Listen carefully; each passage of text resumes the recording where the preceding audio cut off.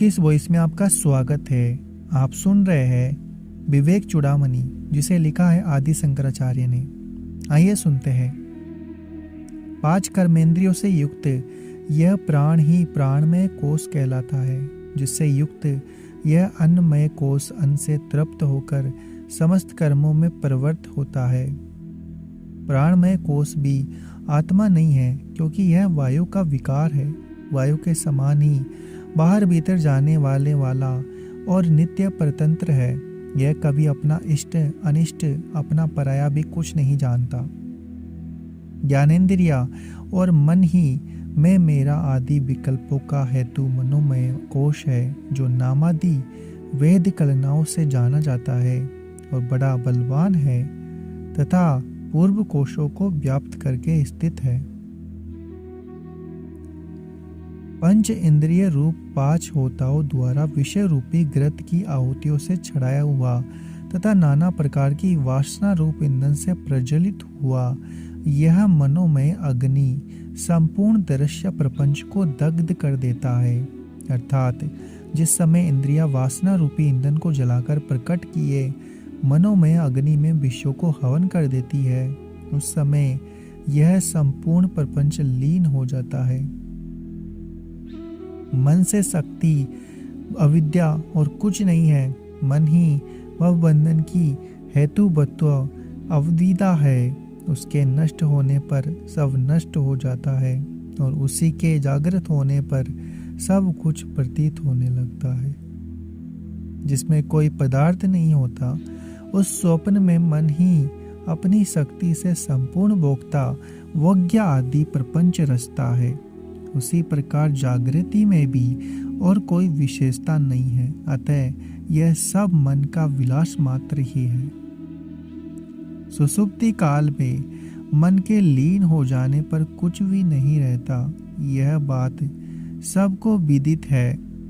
अतः इस पुरुष का यह संसार मन की कल्पना मात्र ही है, वस्तुतः नहीं। मेघ वायु के द्वारा आता है, फिर उसी के द्वारा चला जाता है। इसी प्रकार मन से ही बंधन की कल्पना होती है और उसी से मोक्ष की। यह मन ही देह आदि सब विषयों में राग की कल्पना करके उसके द्वारा रस्सी से पशु की भांति पुरुष को बांधता है और फिर इन विषवत विषयों में विरसता उत्पन्न करके इसको बंधन से मुक्त कर देता है। इसलिए इस जीव के बंधन और मोक्ष के विधान में मन ही कारण है।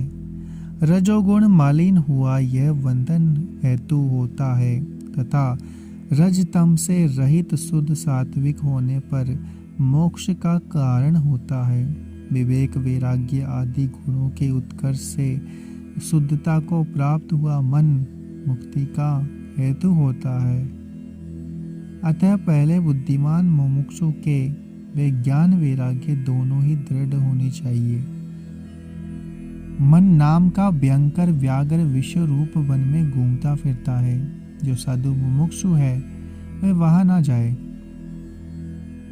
मन ही संपूर्ण स्थूल सूक्ष्म विषयों को, शरीर वर्ण आश्रम जाति आदि वेदों को तथा गुण क्रिया हेतु फलादि को भोक्ता के लिए नित्य उत्पन्न करता रहता है। ऐसा संग चिद्रूप आत्मा को मोहित करके तथा इसे देह इंद्रिय प्राण आदि गुणों से बांधकर यह मन ही इसको मैं मेरा भाव से अपने कर्म और उनके फलों उपभोग में निरंतर भटकाता है। अभ्यास दोष से ही पुरुष को जन्म मरण रूप संसार होता है और यह अभ्यास का बंधन इसी का कल्पित किया हुआ है तथा रजतम आदि दोष युक्त अविवेकी पुरुष के लिए यह अभ्यास ही जन्म आदि दुख का मूल कारण है। अतः तत्वदर्शी विद्वान मन को ही अविद्या कहते हैं, जिसके द्वारा वायु से मेघमंडल की भांति यह संपूर्ण विश्व बरमाया जा रहा है। उस मन का मुमुक्षु प्रयत्न पूर्वक शोधन करना चाहिए। उसके शुद्ध हो जाने पर मुक्ति करामल कवत हो जाती है। मोक्ष की आसक्ति से जो विषयों में राग का निर्मूलन करके तथा सर्व कर्मों को त्याग कर शुद्ध श्रद्धा से युक्त हुआ श्रवण आदि में तत्पर रहता है, वह बुद्धि के रजोमय स्वभाव को नष्ट कर देता है। मनोमय कोश भी आदंतवान, परिणामी, दुखात्मक और विषय रूप होने के कारण प्रात्मा नहीं हो सकता, क्योंकि दृष्टा कभी दृश्य रूप नहीं देखा गया। अगर आपको हमारा यह प्रयास अच्छा लग रहा है तो चैनल को सब्सक्राइब करें, वीडियो को लाइक और शेयर करना ना भूलें।